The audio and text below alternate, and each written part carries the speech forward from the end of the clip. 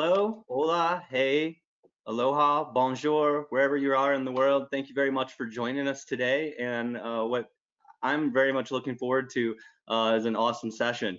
I would like to welcome you to this panel discussion here at MJBizCon 2020. Um, First, our panel discussion today is titled Coast to Coast Cannabis Production with Washington to Maine with Colorado in between. So we have two amazing growers, and I'm a grower myself, so I'm really looking forward to today's panel. And we don't have much time, so I'd love to be able to jump right into it. So we'll be talking a little bit about some cannabis cultivation and the different practices that we see pretty much from coast to coast and global.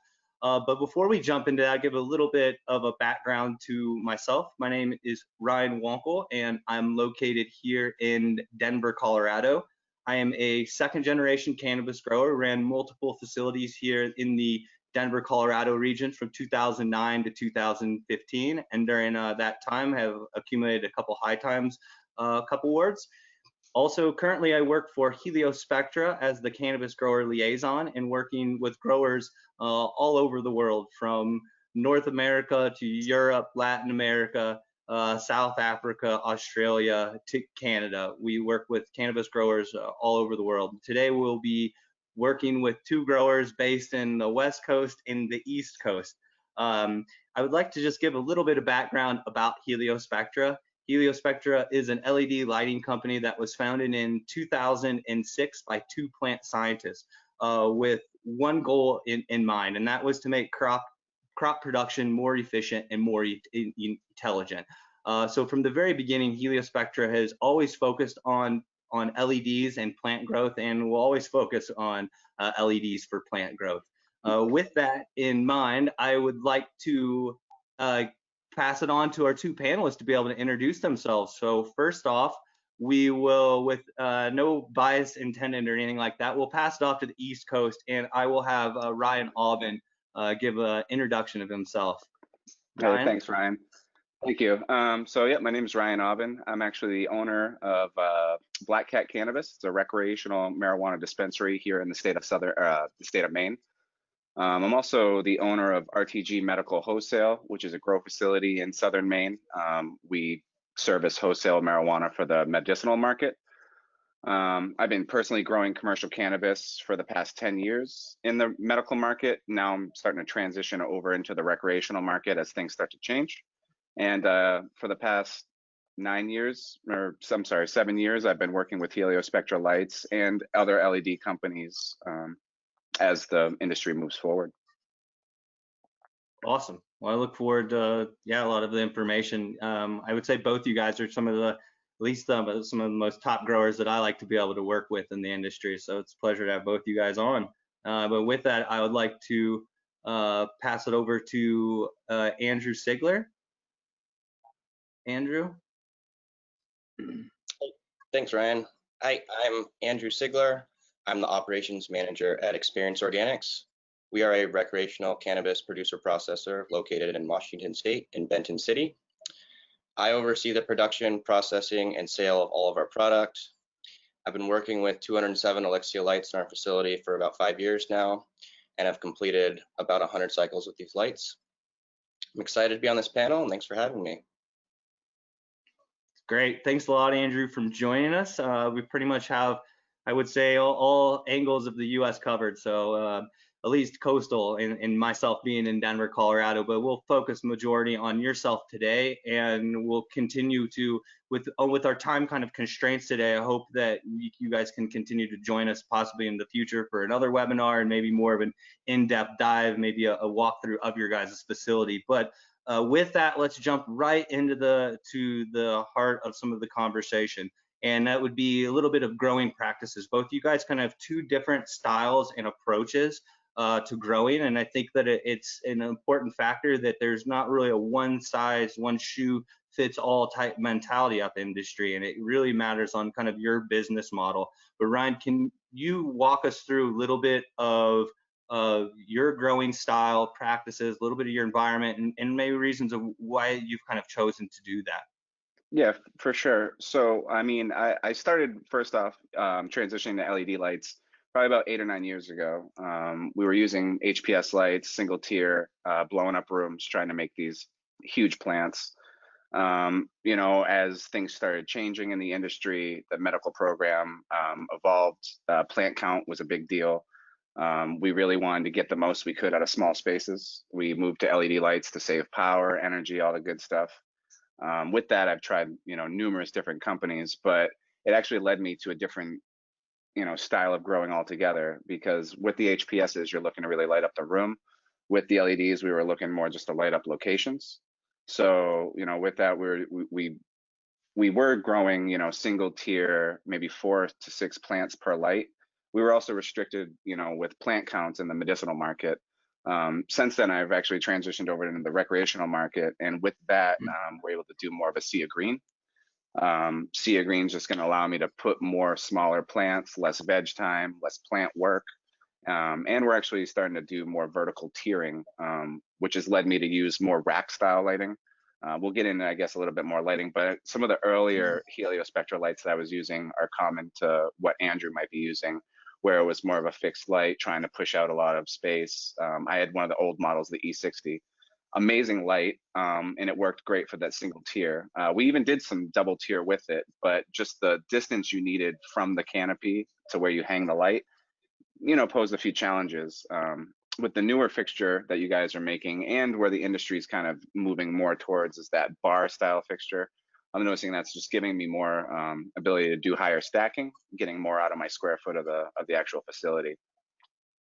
Right. Did you find that transition from that HPS to LED kind of conducive to your style of growing? You know, up to 4 plants per light, and then moving to the, you know, more of the high density sea of green type practice? Totally. So even when we transitioned from, you know, the HPSs to the E60s, the earlier model heliospectral light, we were still putting 4 or 5 plants under each light, you know, trying to light up that square footage. The problem with that, though, moving from the HPS world, was that you're just not going to get the same kind of penetration in your canopy. So you're going to have to be doing a lot more defoliation. And it's like the amount of work that goes into your defoliation in time, manpower is our biggest expense in this industry. So by going that sea of green route, we were able to really remove a lot of that defoliation. We were able to, you know, cut that canopy depth down. So you're really just growing a sea of tops. And, you know, it actually helps in many just different areas, because if you do have a plant that goes bad, something's wrong, you're not throwing away something that you spent 8 months vegging. You're throwing away something that was a 10-day veg. You know, the process comes down to, you're really just cutting clones a lot. And that's where your workforce is spending most of their time. Right on, right on. And Andrew, you're a little bit, you know, I don't want to say opposite of the spectrum, and not just from your geographic location from where you are in the U.S., but talk about your, you know, your practices, of your growing practices, a little bit of environment, and how that's kind of fit into your system for why you've kind of chosen that method. For sure, for sure. Yeah, I mean, it is pretty much a polar opposite of what Ryan Aubin is doing. You know, so in our indoor facility, all of our plants are grown in soil on a single tier system. And we chose a single tier system initially because our build out was it was retrofitted in an old fruit storage building. So we're pretty limited on ceiling height. We couldn't have crazy 12-foot ceilings, and or even 9 feet in some spots. And you know, using rolling tables and veg, and we're now converting our flowering space to rolling tables this winter. I mean, just having easy access to all of our plants, because we have to do so much hands-on work, defoliation, you know, transplanting. So, you know, soil versus like Ryan does a deep water culture. We just have to have really quick, easy access to everything. So using an organic soil, we use dry amendments and teas to feed our plants. Just a lot of hands-on plant work. So we have 12 different stages of growth at all times in our facility, and 8 to 10 strains in each stage. So a lot going on. We hand check and we hand water everything. So there's quite a bit of labor involved. We veg for 10 weeks, starting in a 1/2 gallon pot and work up to a 5 gallon pot. slowly transitioning up to that. And we flower under 4 plants under a light. So the longer veg is, it benefits us. And so we have 3 hardworking growers on our production team, taking care of 200 plus lights and 1,500 plants. And we're all constantly working together to find more efficient and sustainable ways to grow because of just the labor involved. So. And did you feel like, I mean, I know both of you guys grow a really high quality product. I can say that, and for you at Experienced Organics, was that choice of, the single tier and moving benches, kind of conducive to the space around you for the facility kind of designed it? Was soil kind of an approach to kind of go for that more boutique kind of model of growing, or customer, I would say, rather? Yeah, it's kind of like the packaging part, like glass versus plastic. We don't want to say we're growing in soil because we're growing organics, but I mean, we do feel that we get the highest flavor profiles and maybe not the highest potency overall with organics, but that is the main reason. Right on. Well, you have a lot of, both you guys are utilizing heliospectra products, and both kind of, as far as heliospectra products are concerned, are kind of the polar opposite of the spectrums of products. Ryan is utilizing a, fixed spectrum Mitra platform, and Andrew, you're using the Elixia platform and flexible spectrum. Can you touch a little bit on, and talking to you, Andrew, with that single tier, running with soil, high, quality, you talked about the terpene content. Can you talk about, why you chose, to go with a flexible spectrum? Was it, you're saying you're doing multiple cycles in the same room, but can you talk a little bit of why you've chose to use, say a flexible spectrum like the Elixia model versus the Mitra platform? Yeah, absolutely. Yeah. So one of the main reasons we like working with Elixia is being able to control how our plants grow. Adding more red to get more stretch, or more blue to have stouter plants. By having more compact plants in veg, we can, squeeze more plants in there, utilize space more efficiently. And then when we start flowering, we can ramp up red and far red intensity and get the plants to stretch, filling out our canopy. And as we get into flower, we use far red to mimic sunrise and sunset to trick plants into, flowering quicker and leading to reduced flower times. And at the end of the cycle, we run a blue spectrum for the last week to show the plants it is like fall and flowering is finishing. And we've seen an increase in terpenes when comparing with and without blue light. And bottom line, the ease of control and just being able to use a computer to control all of our fixtures, it makes it a lot easier running 12 different stages of growth at all times. And on top of that, we have 25 to 30 different light schedules to use at any different time. And we're always tweaking those as well, but just having that control at the touch of a button, it makes it a lot easier. It really does.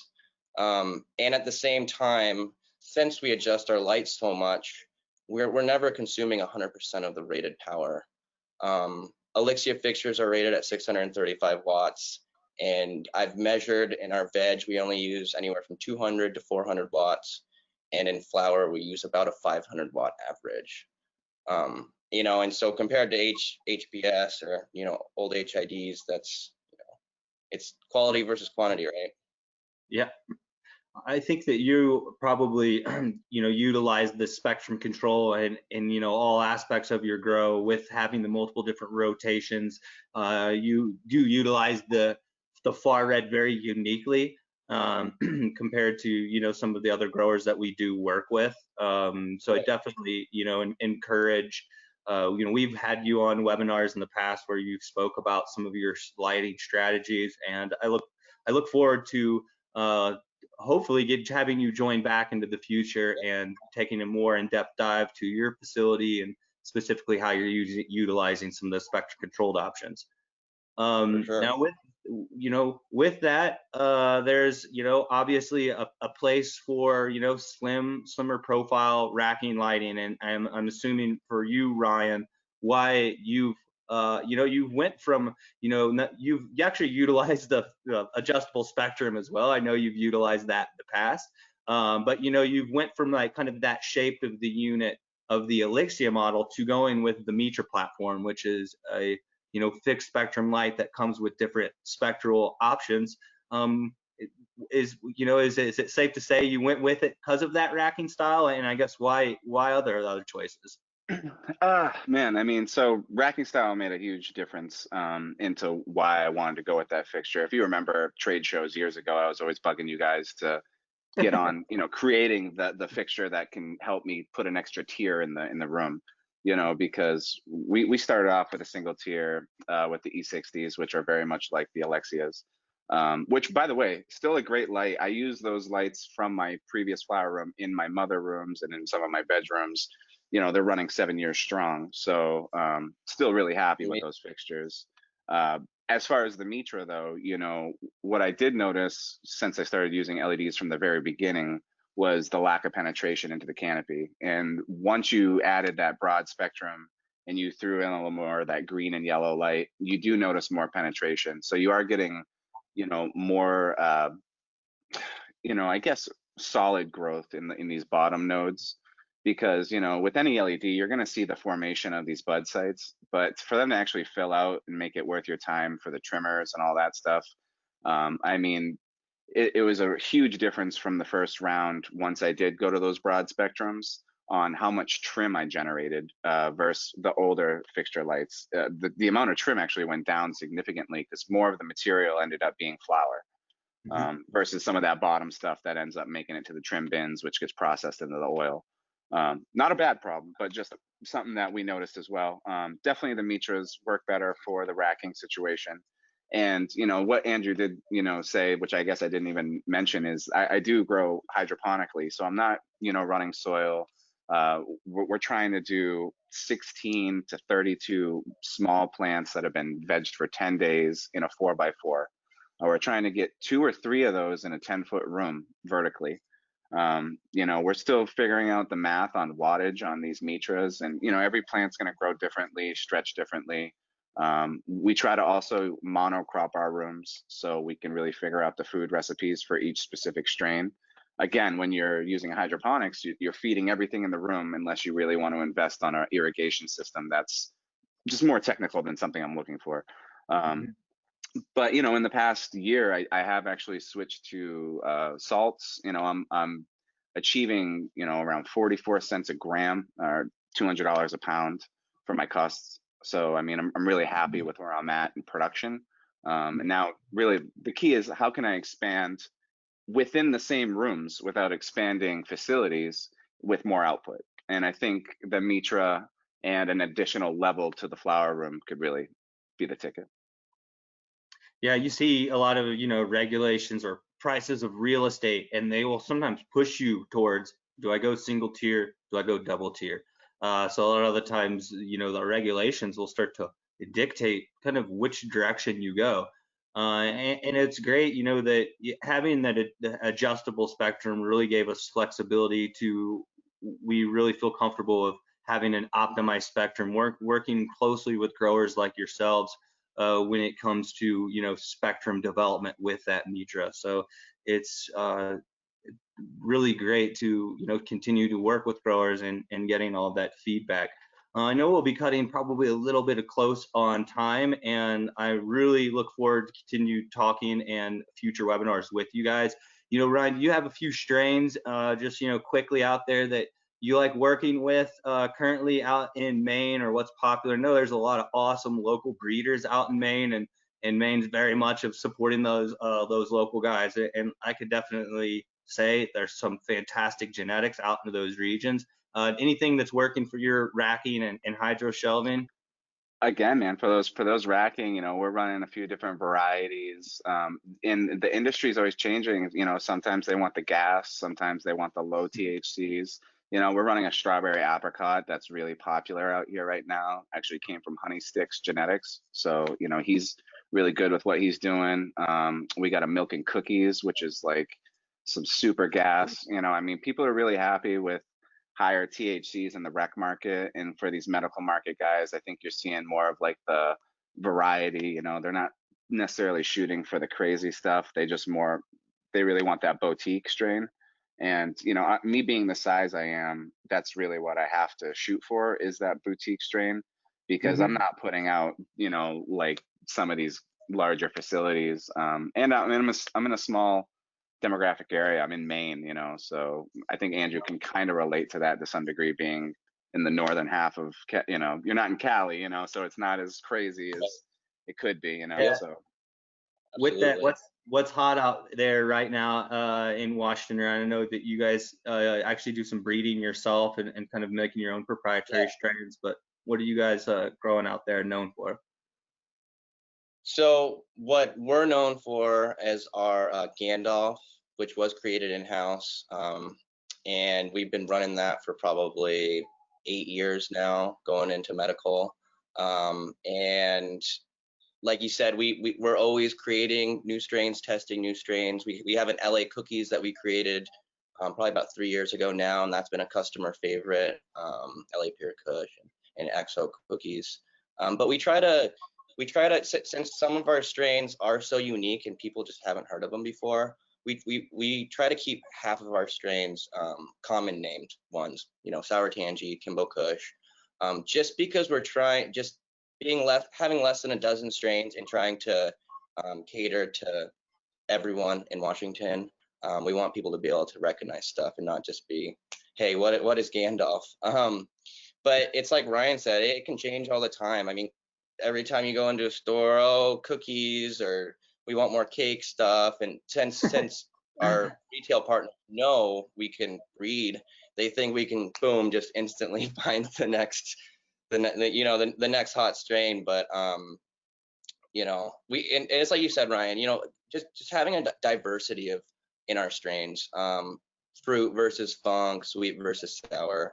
I mean, everyone has a different palate when it comes to cannabis, and you know, not every flavor is for everyone, and stuff quickly fizzles out. So we're always just trying to stay fresh, stay relevant, you know, have some stuff that people know, and then have some stuff that people can be excited about, you know. So Totally. yeah. Right on. Well, I can't wait. You know, as mentioned, we are going to hopefully get you guys back, do a little more deeper dive into what you guys have going on. Didn't have a lot of time today. We will have a Q&A coming up, so please feel free to ask any questions. But yeah, I would say, you know, look out for a webinar, hopefully with you guys into the future in 2021. But with that, I would like to just say thanks a lot to both yourself, Ryan. Thank you very much, Andrew, for joining us today and sharing a little bit of the knowledge. I know it's not so much time, but I encourage anybody, if you have any questions, please feel free to reach out to Heliospectra. Of course, we can always put you in touch with Andrew and Ryan. Of course, they're both very busy guys, so I'm not just going to dump out all of their information, but please feel free and or reach out to them directly, however they would like it. But I would like to say thanks a lot, guys, for joining us. I always look forward to continuing to working with you guys more into the future.